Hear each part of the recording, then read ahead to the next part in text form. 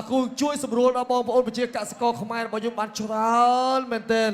ចូលរួមជួយកសិករខ្មែរទាំងអស់គ្នាសហការជាមួយនឹងធនាគារជីបម៉ុងអរគុណដល់ផ្សារទៅនឹងជីបម៉ុងបងប្អូនដែលចង់បាននៅកសិផលដែលដាំដុះដោយកសិករខ្មែររបស់យើងក៏ភ្លេចធ្វើដំណើរទៅកាន់ផ្សារទៅនឹងជីបម៉ុងគ្រប់សាខាគ្រប់ទីកន្លែងអរគុណឥឡូវនេះសូមទស្សនាជាមួយនឹងរូបភាព slow motion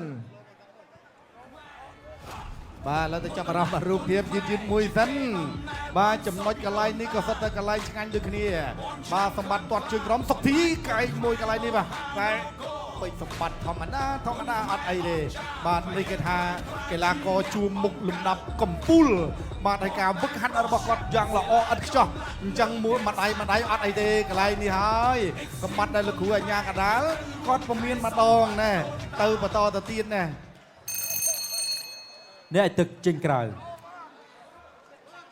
បាទបងប្អូនទឹកចុងក្រោយសូមកម្លាំងចិត្តមួយមកបងប្អូន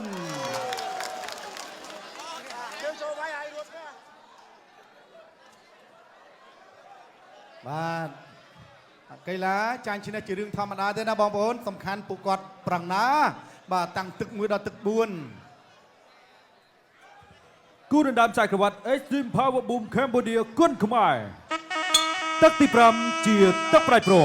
បាទឥឡូវទឹកទី5គឺជាទឹកកាត់ទឹកដីចុងក្រោយការប្រកួតបាគូពិសេសនៅតាមសាក្រវត្តពេជ្រ Extreme Power Boom បាទរវាងកីឡាករក្របីព្រៃពេជ្រសម្បត្តិប្រកួតក្រហមប៉ះប្រកួតជាកីឡាករសុកធីអភិរិទ្ធមនុស្សសុកធី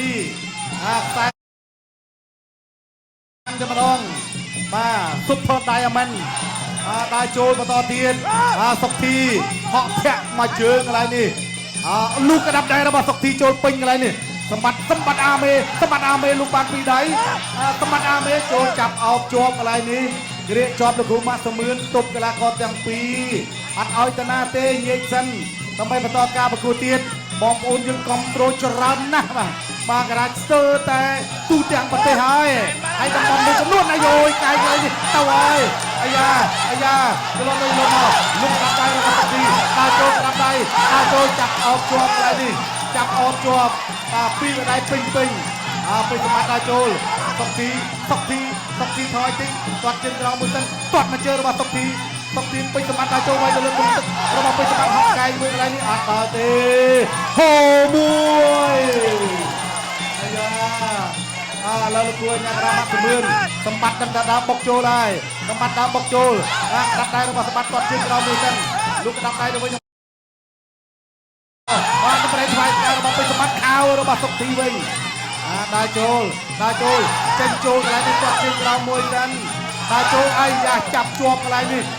ព្យាយាមចាក់ចង្កឹះរបស់សុកធីលោកគ្រូម៉ាក់សមឿនញែកសិនហើយបាទបងប្អូនសូមកម្លាំងចិត្តមួយទៀតមកបងប្អូនបាទកម្លាំងចិត្តដល់កីឡាករ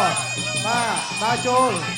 សម្បត្តិទៅកែងកន្លែងនេះសុកធីចាប់ដួលកន្លែងនេះដួលទាំងលោកគ្រូអាញាកដាលឲ្យកីឡាករទាំងពីរបាក់ក្រោកឡើងបាទនៅតែដើរចូលដដែលសុកធីថយក្រោយចេញសុកធីចលោទៅចលោមកដើរចូលកណ្ដាប់ដៃឆ្វេងមួយស្ដាំមួយទាត់មកជើងរបស់សម្បត្តិដើរចូល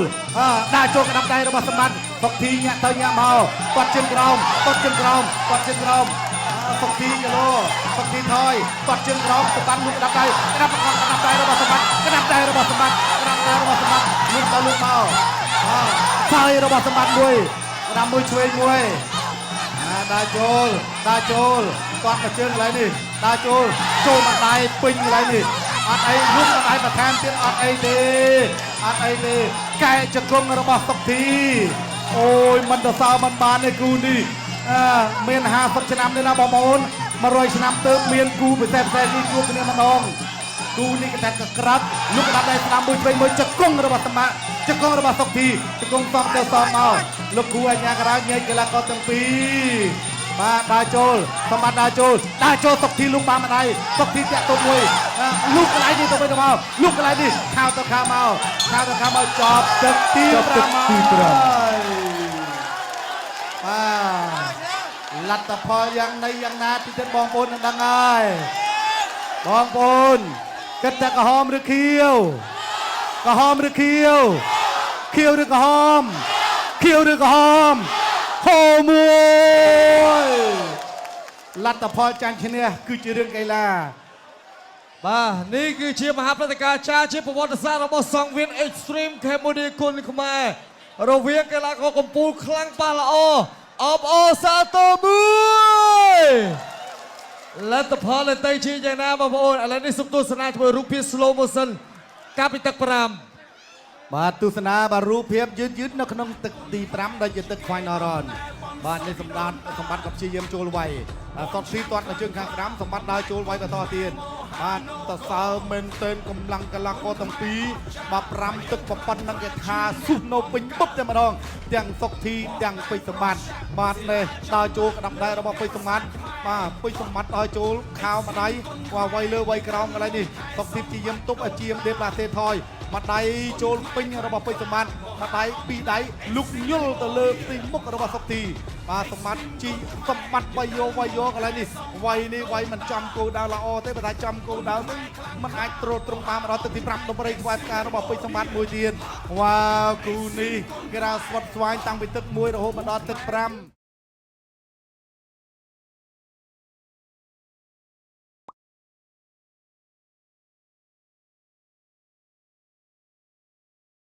គឺថាតើការផ្ដល់ពិន្ទុរបស់អង្គចក្រមប៉ុន្មានតិចទៀតបងប្អូននឹងបានដឹងអំពីលទ្ធផល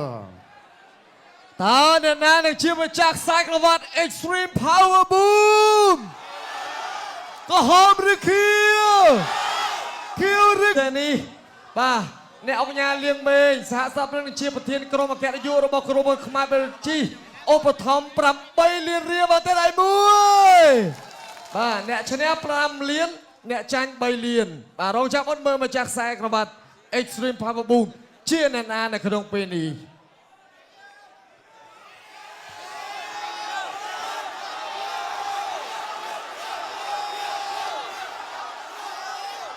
គណៈធិបតីជាទីគោរព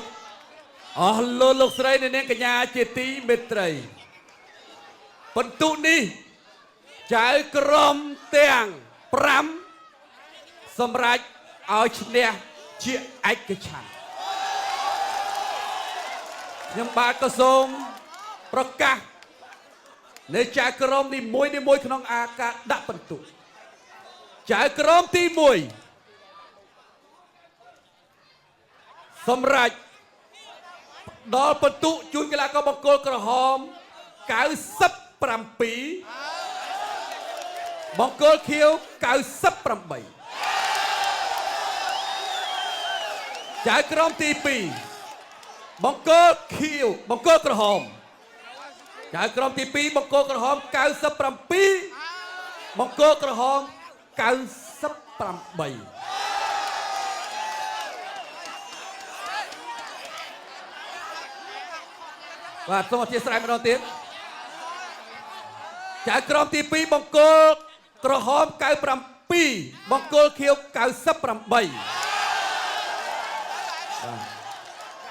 វិទ្យាសាស្ត្រជាថ្មីចៅក្រមទី3បង្គោលក្រហម97បង្គោលខៀវ98បាទអបអសាទរជ័យជំនះបានទៅលើអធិរាជមនុស្សឈើម្ចាស់ខ្សែក្រវ៉ាត់ Super Diamond សុកធីខ្ញុំបាទវិទ្យានយោសូមការអនុញ្ញាតក្រុមជើងអាដាមប្រធានសហព័ន្ធអាដាមខើឆាយអ្នកអង្គញាលៀងមេងអ្នកអង្គញាអឹងឆៃងួនអង្គញាស្រីច័ន្ទថនបាទសូមបន្តផ្ដល់កិត្តិយសឡើងមកលើសង្វៀនដើម្បីប្រគល់ជូននៅខ្សែក្រវ៉ាត់និងទឹកប្រាក់លើកទឹកចិត្តជូនទៅកាន់បងបាទម្ចាស់ខ្សែក្រវ៉ាត់ Power Boom បាទគឺអធិរាជមនុស្សឈើសុកធីអបអសាទរបាទហើយសម្រាប់កីឡាករទាំងពីរបាទទោះបីចាញ់ឬក៏ឈ្នះអ្នកអង្គការលៀងមេងបានឧបត្ថម្ភទាំងពីរផ្ទាល់តែម្ដងបាទអ្នកឈ្នះ5លានអ្នកចាញ់3លានរៀលបាទ